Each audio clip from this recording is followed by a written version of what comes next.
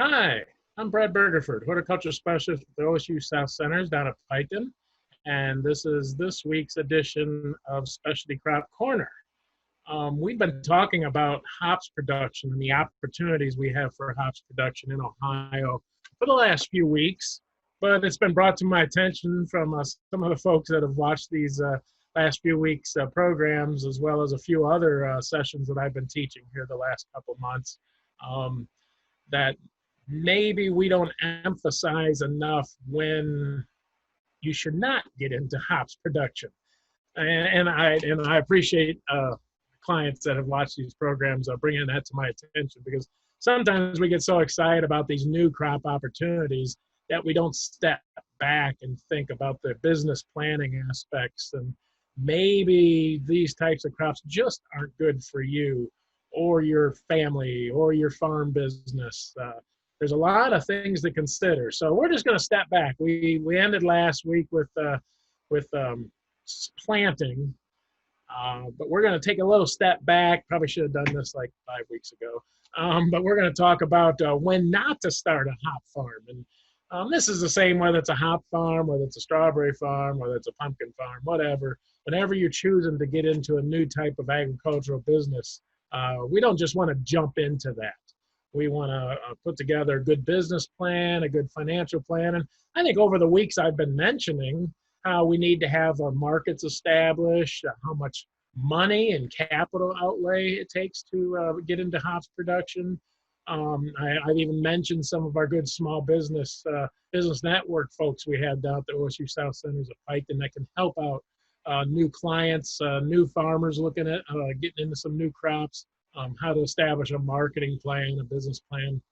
So today we're just going to spend some time and again, give this some serious thought, because it can save you a lot of money, a lot of time, a lot of hard work that may, in some cases, does not pay off for everybody, because then after they've made these investments in that capital outlay, money, time, infrastructure, lots of hard work, they find out that these new crop opportunities like hops just aren't for them. So let me see here. This was actually prepared by Chris Smalley, who is one of our small business development counselors. Does an awesome job working with agricultural businesses. He has for many years. He actually put this presentation together and presented at one of our hops meetings we had a few years back, and he did such a great job. So I want to acknowledge him on the good job he did on presenting this at the hops conference we had a few years back, plus putting it all together in a package that's easily to be understood. But as we've been saying the last few weeks, we do these specialty crop development research and education projects down at our OSU South Centers at Piketon. Most of the time, these crops can produce a higher income per acre or per square feet than our traditional crops we raise here in Southern Ohio. You know, corn, soybeans, and wheat, cattle, our traditional agricultural businesses. If you have a small farm, maybe you're looking for something that's going to give you more income per acre, per square foot, per farm, maybe to make a living off of, to make an income for one of the family members, to help pay for the college educations for the children, whatever. But specialty crops, you can do it. We've been researching lots of specialty crops at South Centers for about 25 years, and there are a lot of farmers that have adopted these crops and are doing very, very well financially on a small acreage farm. However, that's what we're going to talk about today. I've had several folks that maybe did not get the planning down right, or even conducted at all at the very beginning stages of thinking about and starting these new specialty crop enterprises. And sad to say, I can share a lot of stories of folks that have financially lost a lot of money, have put in a lot of time, invested a lot of labor, and not to mention caused a lot of marital stress as well as stress amongst the family, because any of these specialty crops, like we've been mentioning throughout the last few weeks, take a lot of labor. So when a family member decides to get into any of these specialty crops, more than likely they're going to call on their family, their spouse, their children to help out and assist. And if that wasn't decided upon way at the very beginning, being asked to spend many hours on your hands and knees pruning hops, planting hops, tying hops, picking hops, could cause a little bit of marital stress and could cause a little bit of family stress. Not to mention, I've said throughout the last few weeks how much upfront investment we have to put into a hops planting and before we ever get any money back. So just that financial investment of $15,000 to $20,000 per acre, and making that investment for 3 years before you ever get a dollar back, that can cause some financial constraints within a family, within a spousal relationship, marriage, what have you. So there's a lot of things, and that's not just for hops. That's for all of these specialty crop enterprises. But since we've been talking about the hops the last few weeks, we're gonna target the hops when it comes to making these decisions. So really quick here, we got about 25 minutes. We're going to talk about reasons not to start a hop business, overcoming some of those reasons why you would not want to start a hop business. Then if you do decide to go forward, then how do you develop that business plan for that new hop enterprise? And some importance of financial projections. A lot of businesses, we can start turning money pretty fast. Hops are one of those ones. Grapes are another one. Blackberries are another one. But hops, for sure, we have to carry a pretty heavy financial load there for a few years till we ever get any money back. So that can play a big part in a family's financial situation or a business financial situation. And then how are you going to fund this small business? Not everybody has an extra $25,000 an acre for each acre they're going to plant in their back pocket to fund these hops planting. So we need to think about that. Then we'll share, Chris did a very good job laying out some of the business websites of interest. We've been sharing websites for production throughout the last few weeks, but some of the websites of interest that might help you. And then again, any questions you ever have, feel free to email me. I'm not sure if I put my email on this slide or on this presentation, but it's just Bergefurd, BERGEFURD .1 at osu.edu. And you can always email me if you have any questions after viewing today's program. So again, some things we need to consider when we're starting any type of a new business, new enterprise. With farming, it's a little different. We have a farm business, but then we have many businesses throughout that, especially a diversified specialty crops farm. So you have a big farm, and then every one of the little enterprises, say you're growing hops, grapes, blackberries, and sweet corn, you should have another business plan and a marketing plan for each of those crop enterprises. Corn, soybeans, and wheat, basically it's grain. So you can actually do an overall grain farm. Now, most of the farmers will actually detail out each of those crops. So if wheat's not making them a profit and losing them money, then they'll get rid of the wheat crop. So most farmers do this, but when you think about a farm business, it's one big overarching business with a bunch of mini businesses. Each of those crop plantings are a mini business underneath there. So some things you need to consider. And again, number one there, encourage people to start a business. So I don't want to ever be blamed for somebody having a marital issue or financial issues because they think I encourage them to plant hops. I educate people that hops are a great income opportunity for small farms, but it has to fit your lifestyle and your business. And again, I don't want to stress number two there, great fortunes can be made. Sure, hops do have a higher potential per square foot, per acre income opportunity than other traditional grain crops. But again, I'm not saying you're going to become rich growing hops. I'm a fourth generation farmer myself, and we're still not rich after 4 generations of this. So you'll never gain great fortunes and get rich. It's just it's a lifestyle, it's a business, just like any other job.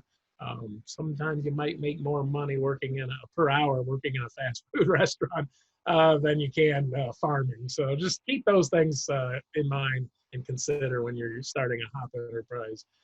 Be open to the fact that starting a business might not be a good idea for you. So we'll go over a few of those reasons why. Don't be discouraged up front hearing this program today or hearing people just questioning you up front.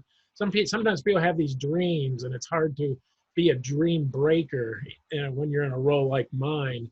But sometimes I have to be the one that has to be the bearer of bad news, I guess. But sometimes that bearer of bad news keeps folks out of problems. So if you're thinking of starting a business, and if any of these following points that we're going to discuss today rub you the wrong way, you may want to just slow down and reconsider the path you're taking going down the hops business pathway. So top 10 reasons. Me and Chris brainstormed one day. The top 10 reasons not to start a hop farm. I've already mentioned this, but you have no money and you're already in major debt. That's probably not a good, that's a good sign not to get into hops production. Like I said, you're going to need some good cash outlay, probably looking at 20, depending on how much infrastructure you got to put in, 20, 25,000 the acre. If you're already in debt, some from other farm debts or business debts or family debts or what have you, and you just don't know money to put in, or if you need to borrow the money, you got to think about all that. Maybe it's best just to hold off and not. Maybe hops just aren't for you since you got to wait so long before you start getting any income. There are no grants. I think so far this morning, I've gotten 3 emails from people, not just on hops, but looking for free grant money to start a farm enterprise, whether it's greenhouses, whether it's hemp, whether it's hops. Hate to be the bearer of bad news on this one too, but there's no free grant money to start any type of a business. I mean, people want to start a gas station. There's no money to start a gas station, get grant money to start a gas station. Sure, there are low interest loans. We are very fortunate within agriculture that our U.S. Department of Agriculture has several very low interest loan programs for beginning farmers, for minority farmers, for specialty crop and organic farmers. So definitely, if you're interested in those types of programs, we do have them, but they're not free grant money. They are loan programs, and you'd still have to go through the same loan paperwork approval process with a bank in order to take advantage of those low interest loans. But again, if you're interested in pursuing that, that's where you work with a small business development counselor like Chris Smalley, who can help you identify those loan programs that may be a good fit for your new hop enterprise. Probably the third one is where I've seen a lot of bad things happen. The spouse is not on board, one way or the other. Sometimes when I first started this job, I had a client, very nice couple, but the wife was she wanted to grow bell peppers. The husband was a grain farmer and a livestock producer. I could tell from the start he wasn't on board, but by golly, she wanted to grow bell peppers. They were going to grow bell peppers. He went along with it just to keep the spouse happy or keep his wife happy, but it did not work out. I don't think they even did it. I don't think they made it through the first season. So they spent a lot of money on plants, plastic, labor, everything, and never did get that pepper farm off and running. So just remember, make sure your spouse and your family members, I need to make that a little bit bigger, because when it comes to these specialty crops, you need a lot of hands, and good farm help will be probably your local or your immediate family is going to help out. We've been saying this all along, is there a market? But yeah, definitely make sure you have the market for the hops that you want to sell, and then each market's going to be different. So each brewer is going to want a different hop variety. So make sure you have those markets lined up in advance. And if you're already too busy with a farm that has lots of enterprises, or you have a day job that you're not planning on retiring or quitting from, your days are already packed, don't underestimate the labor. We've said this for the last 3 weeks talking hops here on this program, how much labor it takes. If you're already busy and your family's already busy and everybody's already busy, maybe hops may not be for you, because if you can't get the labor to get the jobs done in a timely manner, the crop's not going to do well. you're not going to get a good yield, you're not going to have a good sales, you're not going to have the money to pay the bills. It's just one thing after another. So keep that in mind. With hops, we do not want to plant hops on somebody else's land. Maybe within a family is fine as long as there's an agreement put together, but you do not want to put hops onto rented land or land that you're buying on land contract. I've had this happen to several folks. This is a long-term crop. You can do that on pumpkins, sweet corn, things that are only going to be in the ground for 4 or 6 months. But on hops, they're going to be in the ground for 30 plus years, could be, if you keep everything growing well and managing it well. So you definitely don't want to go make this type of investment on land that is not yours or that you don't have the control of over the next 30 years. Competition's stiff. It's getting stiffer. There's a lot of good hop farmers in Ohio. So you are up against a bunch of people that are already doing this and growing some great quality hops. So just remember, you're going to have to separate yourself from the competition somehow. Different varieties, maybe you're more local to that brewery, that buyer. Something's got to set you apart. But for the most part, overall, if you can grow a good quality hop in Ohio, the market's pretty well there. We're not even close to being saturated with hops here in Ohio. Don't make unrealistic expectations. Again, from the very start, you're not going to get rich growing hops. Don't think you are. Don't think you're going to get these high yields right off the bat. Don't think the labor is just going to be there to help you. Don't think you're going to get $20 a pound for your hops. Great if you do, but make sure you have this all lined up and don't expect. Put those budgets together, lowballing it, low yields, low market value, and if things get higher than that, that's going to be better. If you don't have any experience, come to programs like mine, come to my field days, go volunteer at a hop farm for a summer. Find out really what it takes to be a hop farmer. If you have no farming experience whatsoever, you've never plowed a field, maybe get some farming experience first. Because if you don't have basic farming experience, hop farming is even more skillful and takes a lot more knowledge and expertise. So maybe gain some experience first. If you don't have that business plan, I would not suggest spending the first dollar on any hops. You've got to have a business plan. Those business plans, our small business folks are so great and can line out all the details, things they can bring stuff out of you that you never think about before in terms of a business plan. So just get that business plan done.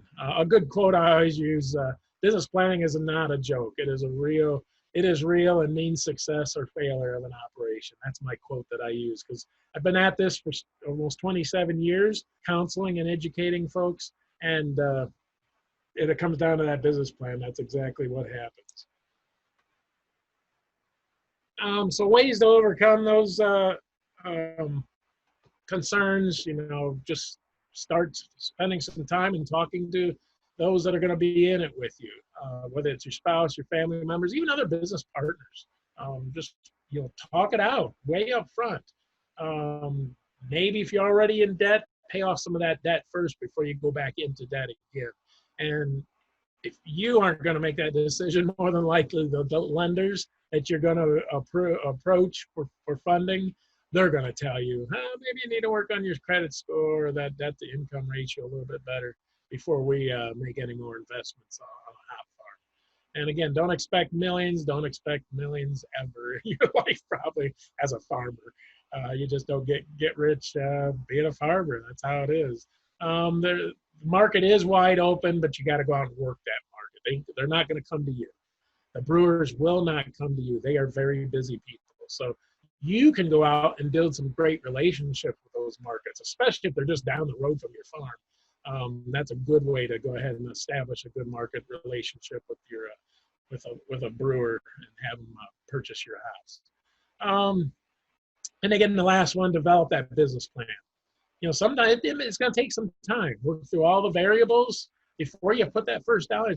Paper is a lot cheaper than a loan, than buying plants, than buying fertilizer, buying telephone poles. And in that business plan, you should address money, marketing, and management. Those are the 3 M's of a business plan. And again, there's great folks free services. We got people down at Piketon that are awesome when it comes to developing agriculture farm business plans.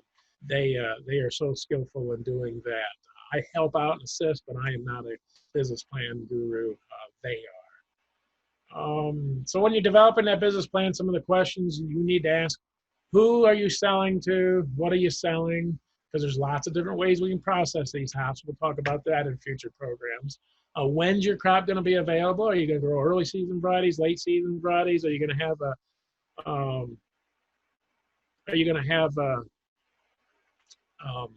crop in storage and freezing that you can do? Where are you located? How are you selling? These are the main sections of a business plan. Again, this isn't a business planning class today. We have folks that'll help you with that, but basically there's 5 sections: an executive summary, business description, marketing management, and then the money aspects of a business plan. So again, these are just some overviews of those 5 sections. The executive summary just tells what are you explain it to a banker. What are you doing? What are you getting into? Why are you doing it?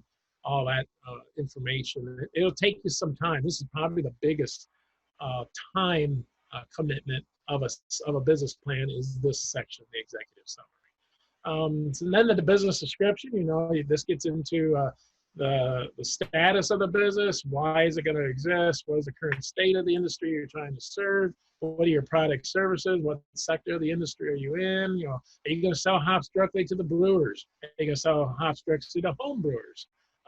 All different aspects that you can get into when it comes to a hop business. Then you get your marketing plan, and that has to be pretty detailed. But a lot of this information, if you have a good relationship with your brewer and your buyer, they're going to give you all this information. So you'll be able to determine the competitive edge, who your target customer is, your marketing strategy, your 4 Ps: product, place, price, promotion, and how you're going to market your business. Most time on growing hops, we're not going to do most of our traditional marketing, but social media, door-to-door, face-to-face marketing is probably what you're going to be doing. And then management comes down to who's going to do what. How are you going to manage? Is there insurance? Right now, we don't have very good insurance policies for hops, believe it or not. They're working on it, but that's another whole thing we'll have to discuss with our business planning folks. And then who's going to do the work? Are we going to hire employees? Going to rely on the family, the spouse? Who's going to be responsible for what? Is it going to be the husband's going to do it all? It's probably not going to work too well that way. And then the bottom one there, professional support. You have your extension service. In Ohio, we have our Ohio Hop Growers Guild, which consists of a bunch of farmers doing just what you're wanting to do. Great group of folks if you're wanting to get started. ohgg.org. You go to their website, check them out. Actually, here July 25th, I do believe, the last Saturday of the month, they're having an open house where you can actually go and visit those hop farmers and see their hop farms and talk to them in person. So then these financial projections, we have not Ohio State, but Michigan State University has some unbiased research-based information for you can set yourself up a business plan in year 1, 2, 3, and then out for 15 to 20 years. So there are some resources available out there to help you with these financial projections. Again, these are the 5 main points that people are going to look for, lenders are, when it comes to money. So keep all this in mind. And more than likely, you're going to have to put some up yourself, more than likely. So there are lots of ways you can fund your small business, lots of programs out there. I don't like number 5, credit cards, but again, if you talk to a business counsel like Chris Smalley, he does have some good points when maybe you do want to use a credit card to fund it. But more than likely, if you don't have the money up front from any of these other sources, I would definitely not get into hops production right away. So here's some of the websites business websites that will help you with putting together your business plan and putting together your, just peruse to see if maybe hop farming from a business standpoint is for you. But we have a lot of great websites there. And then again, don't forget about all of our folks down at the South Centers. Here's our websites, and our business development team has their own website. But then we have a lot of other state websites as well that'll help you with starting up that hop farm. I'll go back here one. the U.S. Farm Service Agency, they're the ones that have a lot of the New Beginning Farmer Rancher programs. So you may want to talk to your county Farm Service Agency director and look into some of those loans. So again, I appreciate Chris Smalley from our Business Development Network at Piketon for putting this presentation together. He did an awesome job back at our HOPS conference we had a few years back, and I appreciate you all, questioning and asking the questions you have about is hop farming for you. So hopefully we're able to shed some light on some of the bad points. This isn't the funnest part of my job, but it is my job to bring up the bad points when it comes to pursuing some of these new specialty crop opportunities. So with that, I think that'll be a wrap on this week's Specialty Crop Corner. We're going to take a week off over the 4th of July here. A lot of us are taking some vacation time to be with friends and family. So have a good, safe 4th of July, and we'll see you back here in a couple of weeks. Thank you.